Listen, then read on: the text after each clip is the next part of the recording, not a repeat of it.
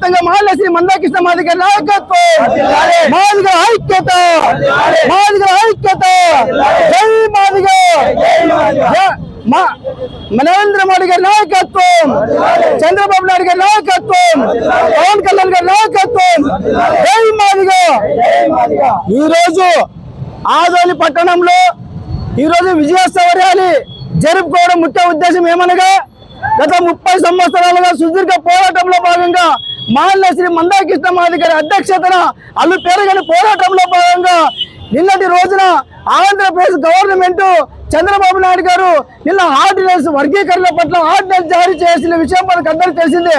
అందులో భాగంగానే చంద్రబాబు నాయుడు గారికి, ప్రధానమంత్రి గౌరవ నరేంద్ర మోడీ గారికి, డిప్యూటీ సీఎం పవన్ కళ్యాణ్ గారికి ఎంఆర్పీఎస్ తరఫున సామాజిక ఉద్యమ నమస్కారాలు తెలియజేస్తూ ఇక్కడికి చేరి వచ్చిన ప్రతి ఒక్కరికి కూడా ఎంఆర్పీ తరఫున, ప్రజానీకం తరఫున ఎంఆర్పీఎస్ పోరాట సమితి కూడా ఎప్పుడు కూడా కృతజ్ఞతలు తెలియజేస్తూ, నా పేరు ఎప్పటం జీ రాజు మాదిగ, ఎంఆర్పీఎస్ కర్నూలు జిల్లా నాయకులు ఆదోని. జై.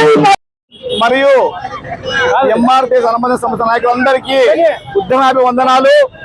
ఈరోజు 3 దశాబ్దాల కాలం పాటు ఉద్యమం చేసి ఈరోజు ఎస్సీ వర్గీకరణ సాధించాం. దాదాపు 30 సంవత్సరాలు సుదీర్ఘమైన ఉద్యమాలు చేపట్టి ఆ ఉద్యమాల్లో ఎంతో మంది అమరులయ్యారు మన తోటి సహోదరులు.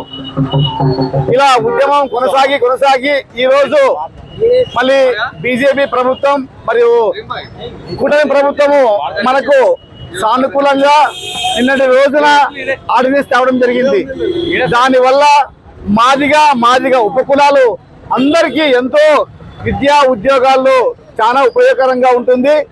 అంతేకాదు మనము ఇప్పటికే చాలా వెనుకబడిపోతాం. ఇక నుంచి మన కోట, మన భాగం ఎప్పుడైనా అట్లే ఉంటుంది. ముఖ్యంగా ఎస్సీఏ రెల్లి గ్రూప్ 1 రెల్లి కులం వాళ్ళు కూడా మన ప్రాంతంలో లేరు. వాళ్ళ సోదరులు మనకు ఉద్యోగాలు కూడా నిమిషాలు మనకు వాళ్ళు కూడా మనకు అందుతాయి ఫలాలు.